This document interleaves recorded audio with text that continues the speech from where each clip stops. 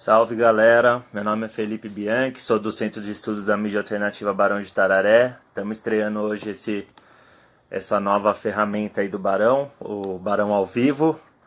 E eu vou convidar aqui a Renata Miele, vai participar aqui com a gente do programa.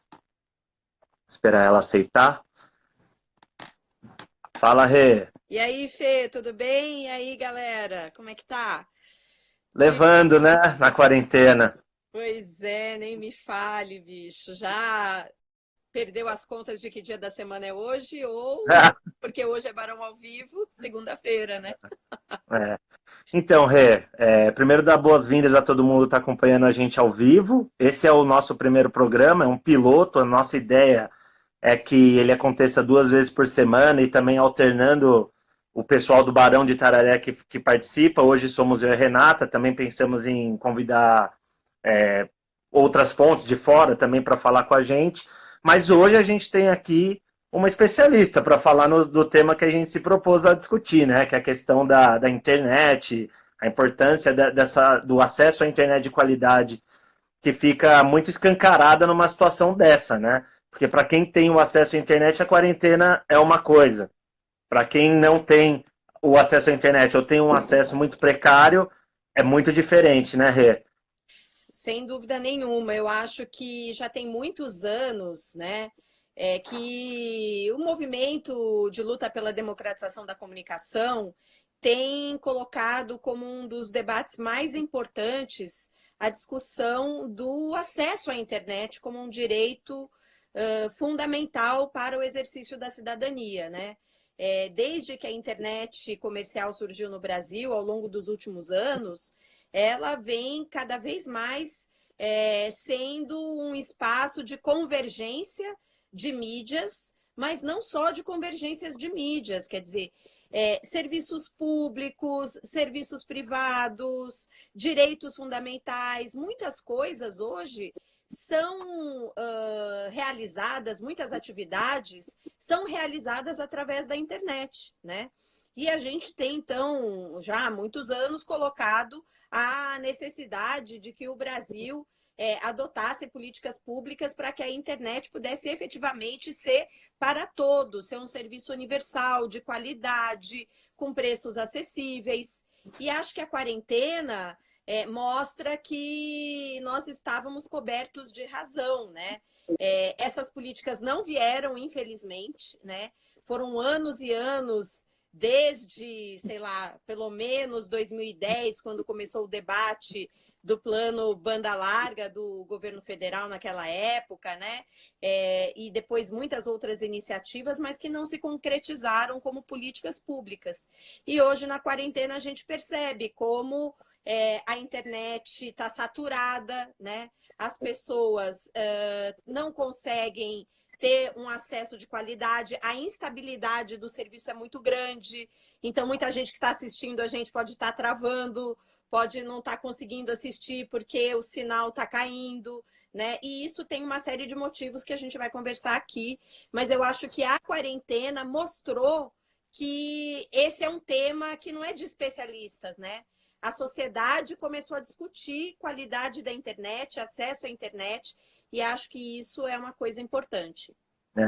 Rê, tem alguns números que eu anotei aqui para a gente dar assim como um subsídio para começar essa compreensão mais ampla sobre a situação da internet no Brasil. São números do fim de 2019, né? Até agosto de 2019, o Brasil ocupava o 88º lugar no mundo no ranking de velocidade de internet. Mas não é só o problema também da velocidade, né?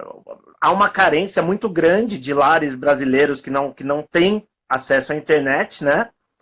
E também tem o fato, ó, por exemplo, adesão à banda larga. O Brasil possui 39% de seus usuários com internet banda larga. Se você for ver isso para você fazer as tarefas do dia a dia, para além da quarentena, na quarentena isso fica mais grave ainda, porque você não tem opção de ficar indo no banco, no correio, na lotérica o tempo todo, né? Mas, além disso, na internet móvel, o Brasil também tem muito déficit. Então, e isso fica na mão das corporações, essas regras de como vai ser, quem vai poder usufruir ou não, né?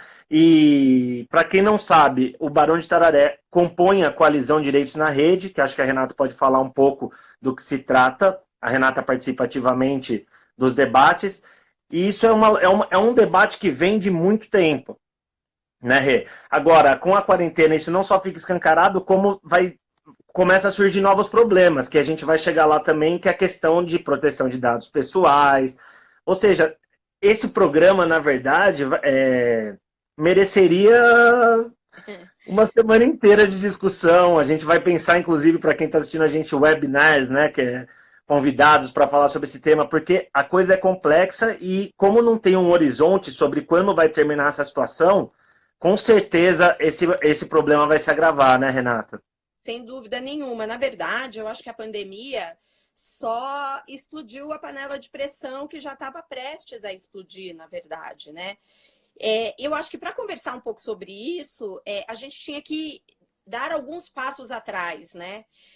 Tá todo mundo agora falando na importância de nós termos serviços públicos de qualidade, né? O SUS, né, nosso Sistema Único de Saúde, tem sido uma referência espetacular para o mundo do que é possível fazer, mesmo com todas as tentativas de privatização do SUS, de desmonte, de desfinanciamento, né, de redução dos investimentos do Estado. Mas não é só no caso do SUS. Eu acho que nós estamos num momento da nossa sociedade onde nós estamos rediscutindo o papel do Estado na economia, né? Esses dias recirculou uma matéria do como é que é o nome mesmo daquele cara que foi candidato pelo Partido Novo? Amoedo? Do Amoedo, exatamente. Que ele falava que todos os serviços públicos no Brasil deveriam ser privatizados.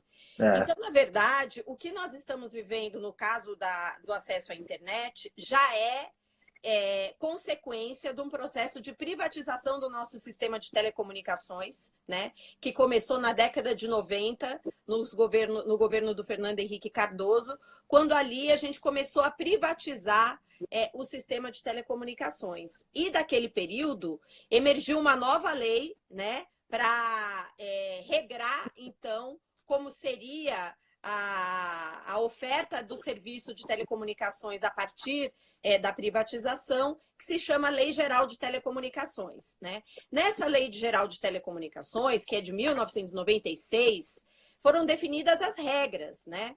Como é que foi a privatização desse serviço? Esse serviço é um serviço público, né? Privativo da União, mas que é ofertado, é prestado por um ente privado via uma concessão. Então, o Estado faz uma licitação, faz uma concessão e algumas empresas privadas passam a oferecer aquele serviço. E, naquele momento, a gente tinha essencialmente o serviço de telefone fixo, né? O pessoal aí de casa talvez se lembre como é que talvez os mais velhos, mas os mais novos não, né? O serviço era o serviço de telefonia fixa que a gente tinha em casa. Esse era o serviço mais importante de telecomunicações. E naquela lei, ele foi colocado como um serviço essencial de interesse coletivo. Portanto, ele tinha que ser prestado num regime, né, público de oferta desse serviço, que significa o quê? Que as empresas precisariam garantir a continuidade do serviço no final da concessão, precisavam garantir uma modicidade tarifária e precisavam garantir metas de universalização, porque aquele era o serviço essencial. Só que ao longo dos últimos anos, esse serviço que em 96 era essencial, deixou de ser essencial. Tem gente que nem mais tem telefone fixo em casa. O serviço que passou essencial foi a internet. O acesso à internet banda larga passou a ser, de fato, o serviço de telecomunicação essencial, determinante para o exercício da cidadania. E o governo, o Estado brasileiro, poderia ter colocado esse serviço como um serviço essencial de interesse coletivo, portanto, ser prestado nesse mesmo regime, com metas de universalização, com modicidade tarifária, etc. Mas o Estado nunca fez isso e manteve esse serviço só no regime privado, ou seja, oferta e demanda. As empresas prestam o serviço, cobram quanto quer, não tem metas de universalização e não tem exatamente uma medida do Estado de garantir, né, uma ação fiscalizatória maior. E agora isso piorou, porque foi aprovada uma nova lei que acabou, inclusive, com o regime de concessão. Então, agora tudo é serviço privado. Então, fica à mercê das empresas ofertar. E aí, o que acontece? A oferta, ela é feita onde tem interesse econômico. Então, nos grandes bolsões de riqueza do Brasil, você tem ali pessoas com acesso à internet de mais qualidade, com uma velocidade maior, como disse o Felipe, mas sempre com preços muito altos. E nas periferias das grandes cidades, ou nas cidades pequenas, nas periferias, na zona rural, que não tem interesse econômico das empresas, porque não dá para cobrar quanto elas querem, a gente acaba tendo um bolsão de exclusão. 33% da população brasileira não tem acesso à internet. Você acha que essas pessoas estão aonde? Elas estão em quarentena, estão nas regiões de periferia, precisando acessar serviços, e elas não têm esses serviços para acessar, né? E a tendência é piorar também, porque com certeza o cenário da pandemia vai afetar a renda de muitos brasileiros, né? Tipo, uma Exato. coisa assim, entre comer um pão ou pagar a conta da internet, claro, por mais que estejam tendo algumas políticas de tolerância à inadimplência, tudo, mas isso não oferece uma solução para o problema, né? Só para explicar um pouquinho para o pessoal que está assistindo a gente, para situar um pouquinho, coisa de 7, 8 anos atrás para cá, o movimento de luta pela democratização da comunicação encampou até a campanha Banda Larga é o Direito Seu, lembra? Que era uma campanha para criar uma plataforma, né, de ação para tentar pressionar por tudo isso que a Renata está falando. E, na verdade, se trata do quê? A compreensão que o Estado tem que equilibrar essa balança, que não pode pender só para o lado dos interesses das corporações, certo? Porque é isso, se você pegar um mapa da rede de banda larga de qualidade no Brasil, ela está concentrada nas grandes capitais, nos grandes centros com mais dinheiro no país, traduzindo assim num português bem claro. Né? Por quê? Porque a corporação não tem interesse em investir em infraestrutura nos rincões do país, em regiões assim, no interior de regiões que não são tão interessantes economicamente, né, Rê? Então é isso. Esse problema, ele já é gravíssimo do ponto de vista da democracia, do ponto de vista do direito à comunicação como um direito humano, né? E agora com uma pandemia fica escancarado o quanto ele pode ser uma questão até mesmo de sobrevivência. Né, Exatamente. Renata? E eu acho que tem duas questões que a gente era bom lembrar, que você tem duas formas de acesso à internet, que é a banda larga, né? Que é aquela que a gente acessa na nossa casa, pelo computador, e que a gente contrata por velocidade, digamos assim, né? Para ser bem didático aqui. E a gente tem a banda larga móvel, que é essa que a gente acessa no nosso celular, né? Na verdade, a esmagadora maioria da população brasileira acessa a internet pela banda móvel, né? Pelo 4G ou pelo 3G, porque o 4G tá todo mundo falando aí de 5G, mas a verdade dos fatos é que nem o 4G é universal no Brasil. Tem grande parte do território brasileiro que só tem 3G. No ranking de 87 países, nós estamos em 69º em disponibilidade de 4G. Pois é, então, e a pessoa assim, achando... Então, assim, e esse acesso móvel, além de tudo, de ser precário, porque não é a maioria das pessoas que ainda tem 4G, ele é pré-pago. O que significa isso? Significa que quando a gente contrata as empresas, porque é um serviço privado de demanda e oferta, elas impuseram um modelo de negócios, que é o modelo de negócios da franquia. Então, você contrata, diferente da banda larga, você contrata um pacote de dados.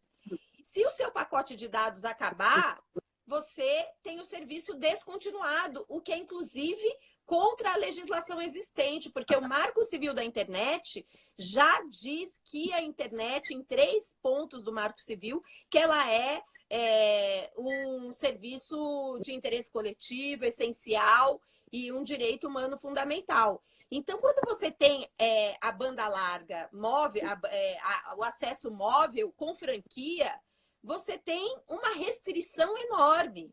E o que as pessoas acabam acessando através da banda larga do celular? Os serviços, entre aspas, gratuitos, que é o WhatsApp, que é o Facebook, que às vezes é o Instagram. Mas se você quiser se aprofundar em algum tema e olhar uma notícia, isso é contado do seu pacote de dados. E como você contrata baixos pacotes, porque é muito caro, você acaba não acessando outras coisas. E aí Por exemplo, fazer uma live dessa. Exatamente, por exemplo, fazer uma live dessa, ou acessando informações para checar aquilo que chega no seu WhatsApp, se é fake news ou não.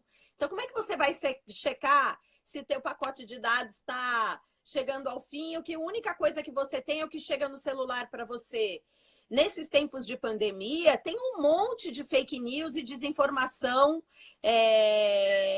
comendo solta aí nos grupos de WhatsApp, e as pessoas não têm nem oportunidade de fazer a checagem dessa informação devido ao alto preço desse serviço para o brasileiro. Então, são muitas as dimensões que mostram que nós precisamos colocar o debate sobre o acesso à internet, uma internet de qualidade, que seja igual para todos, porque se você tem internets de qualidades distintas, numa sociedade hiperconectada como a nossa, o que acaba acontecendo? Nós temos dois tipos de cidadãos, né? Os cidadãos que têm acesso à internet e aqueles que não têm, vão ser os excluídos, inclusive do acesso a serviços de cidadania, né? Respondendo aí ao Cláudio, obrigado aí pela Claudinho. audiência, Cláudio. Mas os rankings que eu estou, pelo menos que eu peguei os números aqui, ele é o relatório State of the Internet, que é o estado da internet, e o outro é produzido por uma empresa independente que recolhe dados de internet, que chama OpenSignal. São esses dois que eu estou usando como base aqui. Mas tem uma infinidade de rankings produzidos. O relatório State of the Internet ele é trimestral, por exemplo. Eu usei o mais recente. Mas são essas as fontes. É facinho de achar, caso você pesquise aí. Tem bastante número, bastante dado. E o Brasil, infelizmente, assim, ele figura bem mal na lista. E também tem muitos dados disponíveis no próprio Comitê Gestor da Internet, né? Você pode buscar os dados lá no CETIC, que são dados de acesso à internet no Brasil, que são bem simples de serem acessados, né? E aí a gente... Diga. Não, estamos com praticamente 20 minutos de live. Eu ia sugerir se a gente poder falar um pouquinho da questão da Lei Geral de Proteção de Dados Pessoais, porque é um tema um pouco pesado também, acho que é bastante importante a gente abordar, né? Mas se você quiser concluir também algum raciocínio seu, fica à vontade, velho. Não, eu só queria dizer que eu acho assim, o debate sobre o acesso à internet, ele tem essas várias dimensões, né? Então tem essa dimensão do acesso, tem a dimensão do preço, tem a dimensão da qualidade, tem a dimensão do tipo de acesso que a gente quer ter, né? Então, nós há muitos anos temos discutido que é preciso ter um processo de universalização da banda larga, né? Que nós precisamos alterar o debate sobre franquia de dados. Então, uma série de temas que são fundamentais, mas que tem pouca aderência, inclusive no Congresso Nacional, né? Porque o lobby das empresas de telefonia é muito forte, né? É muito poderoso. Tanto é que nós acabamos de aprovar uma lei que altera todo o regime jurídico da prestação do serviço de telecomunicações para ir no sentido oposto da ideia da internet como um direito fundamental e um serviço a ser universalizado, e que reforça a ideia da iniciativa privada, da internet como um serviço privado. Então, isso são questões que a gente precisa voltar a aprofundar. E eu acho que tem essa outra dimensão do debate da internet, que é a questão da coleta dos dados pessoais, né? Nós estamos aí já há algum tempo discutindo no Brasil, muitos países do mundo já possuem uma tradição de lei de proteção de dados pessoais, até muito antes da internet, porque proteção de dados pessoais não é apenas proteção de dados na internet, né? É a proteção de dados do cidadão, né, na sociedade, nos sistemas online e nos sistemas offline. Mas a gente tem bastante claro que a internet é o espaço onde as empresas estão capturando os nossos dados sem o nosso conhecimento, sem o nosso consentimento e comercializando os nossos dados, né? Os nossos dados passaram a ser os grandes ativos econômicos de muitas dessas empresas, principalmente as empresas de tecnologia, mas não só as empresas de tecnologia. Hoje, boa parte das empresas que atuam na internet, elas são múltiplas, né? Na verdade, você tem, por exemplo, sei lá, Americanas.com. Ela não é uma empresa de venda de produtos apenas, não é uma mega store da internet. Ela também é uma empresa de dados, porque a partir dos nossos dados de navegação, ela refina nossas informações e ela nos retorna publicidades de acordo com o que elas acha que a gente está querendo adquirir em função dos nossos hábitos de navegação. Então, toda a inteligência dessas empresas vem dos nossos dados, né? E em tempos de coronavírus, esse é um outro tema importante, porque nós aprovamos no Congresso Nacional, por unanimidade, no final de 2018, uma lei de proteção de dados pessoais, que deveria entrar em vigor agora em agosto, mas que por conta do coronavírus, as empresas fizeram um lobby e no Senado acabou de aprovar na sexta-feira um projeto para prorrogar o prazo de vigência dessa lei, que agora vai ser apreciado na Câmara dos Deputados, né? Não preciso nem falar o tamanho desse problema, né? Ou seja, basicamente é dizer que a Lei Geral de Proteção de Dados Pessoais ficou adiada, digamos, indeterminadamente, né? Janeiro de 2021. Pois é, vamos ver, né? Porque vamos daí ver que vai coisa pode acontecer, né? Pois é. Agora, em relação a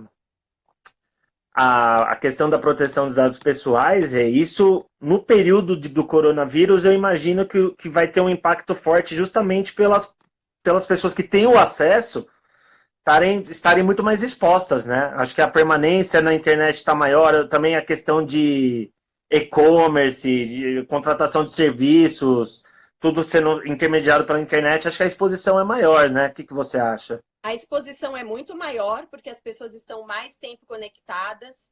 Tem novas formas de exposição, porque crianças, por exemplo, que até então tinham uma exposição menor, com esses vários aplicativos de ensino à distância que as escolas estão aplicando para crianças até do ensino fundamental, né?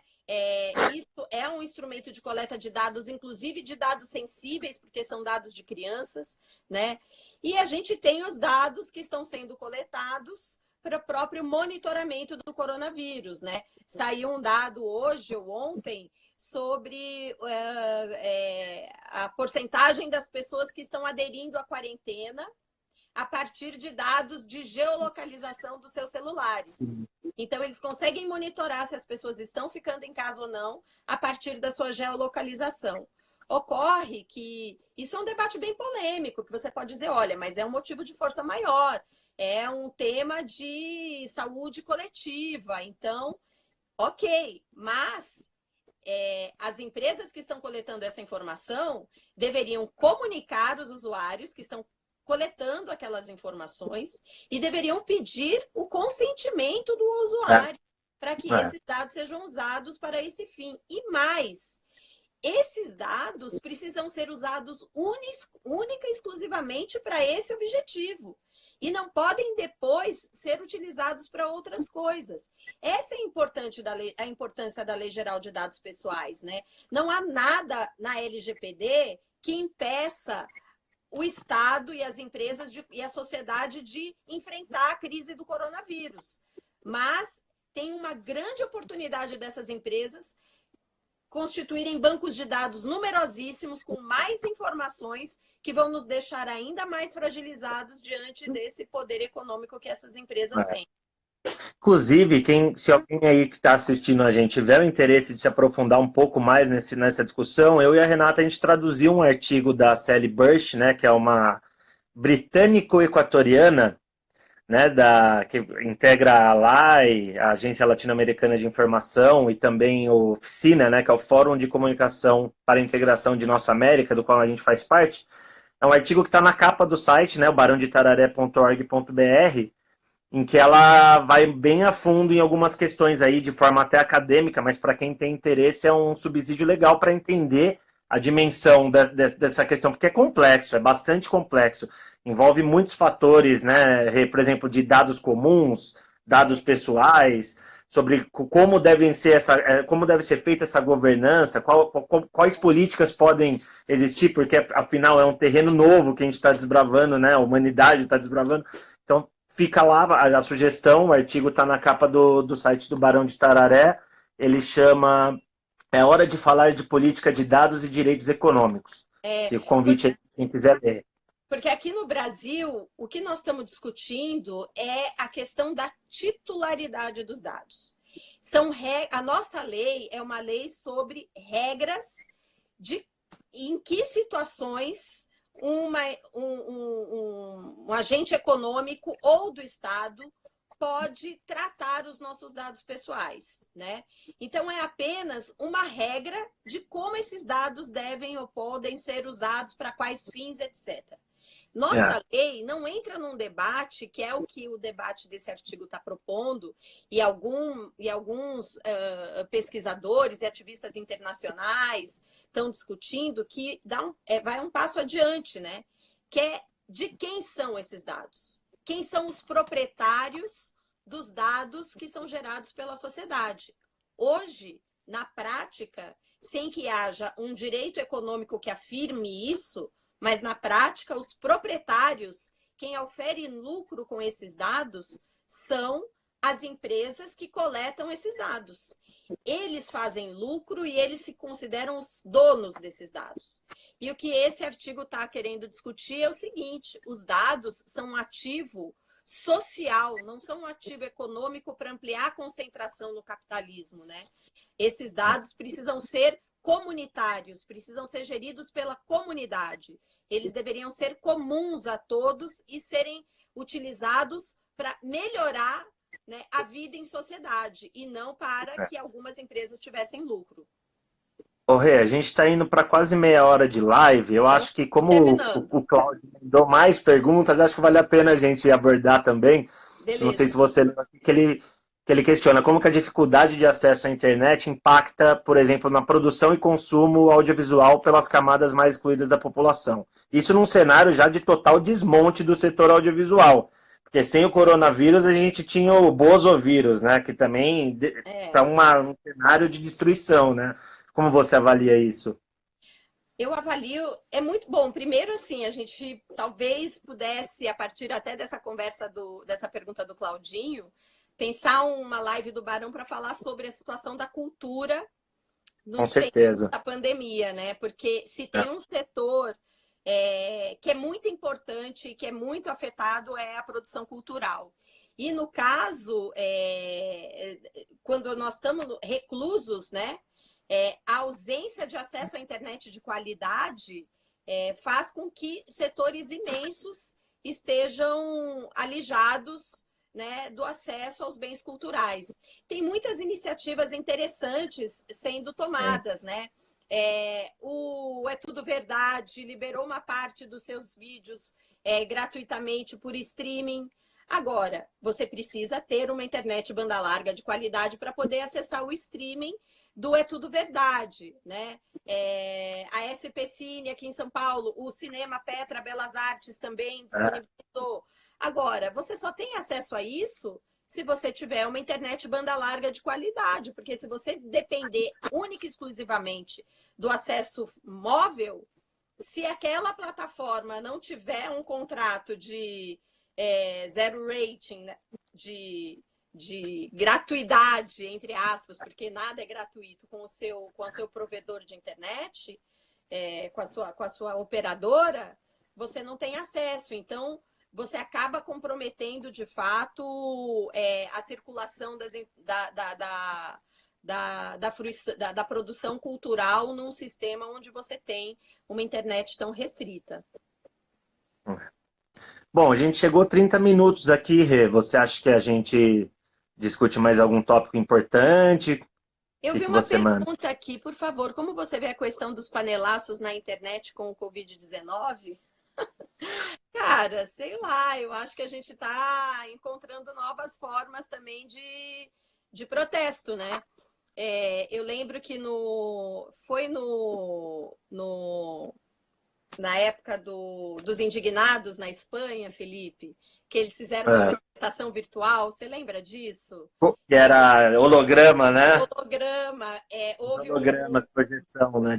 As passaram pessoas eram projetadas em hologramas, né? exatamente, porque tinha rolado uma lei, uma determinação Criminalizando as que manifestações. proibindo as manifestações, e aí o movimento criou uma forma de fazer um protesto, não é bem virtual, né? Esse nome nem cabe, mas era isso, são hologramas, e foi um negócio muito interessante. E a gente está agora com os panelaços e tem outras formas de manifestação. Eu não vejo, eu acho que é isso, a sociedade vai também se ressignificando, né? É engraçado, né? Porque os panelaços de 2016, 2015 foram panelaços de pessoas que não eram pessoas que iam para a rua. E agora a gente está fazendo panelaço porque a gente não pode ir para a rua, né? É uma coisa Exatamente, meio exatamente. ressignificando o panelaço, né? Exatamente. É a mesma forma, mas com um conteúdo ressignificado, né? Eu acho que é a maneira como as pessoas. E é muito legal, porque não são só os panelaços, né? Tem galera que está projetando coisa em São prédio, muito interessantes. tem outras. Tem gente cantando nas varandas, cantando nas janelas. Então, as pessoas vão buscando novas formas de sociabilidade, né? Eu até estava lendo um artigo hoje que alguém fala assim, talvez para a gente ir caminhando para o encerramento aqui, porque nós estamos no. Todo mundo está falando do isolamento social, né? E a pessoa, esse artigo, que agora eu li tanta coisa, hoje eu não vou lembrar quem, mas depois eu posso, se alguém. A pessoa fala assim: nós não estamos vendo exatamente um isolamento social, porque as formas de sociabilidade estão sendo ressignificadas, né? Nós estamos vivendo um isolamento físico, mas não social. A sociedade continua interagindo de alguma maneira, as pessoas estão buscando as lives, as pessoas estão fazendo webinars, as pessoas, né? Agora, isso também são para os privilegiados, né? Não deveria. Deveria ser para todo mundo, deveria ter acesso à internet de qualidade para poder ter esse tipo de inter-relação social que a internet permite. E aí a gente volta ao tema, né, para amarrar aqui a importância da internet como um direito fundamental. É claro, isso ao lado de uma série de outras coisas, né? Nós estamos num momento onde nós estamos discutindo que as pessoas precisam ter o Estado forte para garantir alimentação mínima, para garantir saneamento básico, para garantir renda básica, né? Então, assuntos que estavam meio demodê na sociedade brasileira voltaram ao centro do debate político. E essas coisas todas só fazem sentido no ano de 2020 se a gente tiver internet para todos. Porque, inclusive, é pela internet, é pelo WhatsApp, que o Ministério, por exemplo, da Saúde, a Organização Mundial da Saúde estão mandando alertas para as pessoas. Exato. Né? Então, se você não tem, você não recebe o alerta, então veja... Não pode ser um privilégio você ser informado sobre a pandemia, não faz o menor sentido, né? Então, eu acho que esse é o centro aqui, acho que a mensagem que a gente queria passar é quando algumas pessoas diziam que a internet era uma coisa supérflua, em 2020 ela não é supérflua de maneira nenhuma, ela é tão importante quanto outros direitos humanos fundamentais, porque através da internet você pode acessar esses direitos humanos, né? Através da internet é que você pode ter acesso, por exemplo, à sua renda básica, né? Então, uma série de coisas. Por isso a importância da gente rediscutir e aprofundar esse tema sempre. Sim. Beleza, Rê, vamos encerrar. Acho que foi bacana essa primeira live. Espero que vocês aí em casa tenham curtido, espero que estejam em casa. E a gente volta na quinta-feira, Rê. Vamos ver se a gente traz a outra pessoa. Inclusive, queria que abrir aí para o pessoal que assistiu, que está assistindo, né? E que queira dar sugestão de tema, sugestão de convidados. Estamos abertos aí também para receber sugestões. A gente sabe Sim. que estamos vivendo num momento que, como diz um amigo meu, a gente abre a geladeira, tem uma live, né? Então, a gente é mais uma dessas milhões de lives que estão pipocando, mas é a maneira que a gente encontrou também de poder dialogar sobre temas da comunicação que são importantes nesse momento. Então, quinta-feira a gente está de volta aí, provavelmente outras pessoas, mais o Barão ao vivo falando sobre algum tema aí importante aí, relacionando comunicação, conjuntura, Covid e tudo mais. E aproveitando para também falar para vocês que estão aqui acompanhando a gente no Instagram, que amanhã, terça-feira, é o dia que o professor Laurindo Leal Filho, o Lalo, também é diretor do Barão de Tararé, ele publica no canal do Barão no YouTube uma análise que ele faz sobre os meios de comunicação no programa De Olho na Mídia. Na quarta-feira é o dia que a gente publica o Pitaco do Barão, que é uma opinião mais conjuntural, no calor do momento, sim, feita pelo Altamiro Borges, presidente da entidade. E vocês podem seguir lá também, se inscrever no canal, ativar o sininho, que é importante para receber as notificações, as novidades. É canal do Barão. E no Facebook, Barão Mídia, assim como aqui no Instagram. Aí vocês acompanham tudo que a gente tem produzido aí nesse período de isolamento físico, mas continuamos a milhão. A gente vai gravar essa live e também vai disponibilizar lá para a galera que perdeu e que depois quiser compartilhar aí com seus contatos. E a gente finaliza a nossa live aqui dizendo que sim, o Bolsonaro demitiu o Mandetta. Parece que já voltou atrás, viu? Voltou atrás. Acabei de ver aqui, Mandetta demitido mesmo. E aí, o que eu vi aqui é que saiu na Veja que foi uma ameaça. Foi uma ameaça? Vamos ver agora depois da live. Vamos fazer ver. Esse governo não dá paz para ninguém. Não dá paz para ninguém. É isso aí, galera. Estamos aí. A gente espera que vocês tenham curtido esse bate-papo. Foi um piloto mas acho que foi bacana, principalmente porque dá para ver o Felipe, a gente conversa, faz uma coisa saudade. Que mata a saudade. Da Valeu, próxima vez gente. a gente pode trazer uma cervejinha para a live, vocês trazem também. Aí acho que poderia fazer diária se for assim. Tô curtindo. Falou, gente. Valeu, gente. Fiquem seguros aí. Obrigado a todo mundo. Falou, Fê. Tchau. Até mais.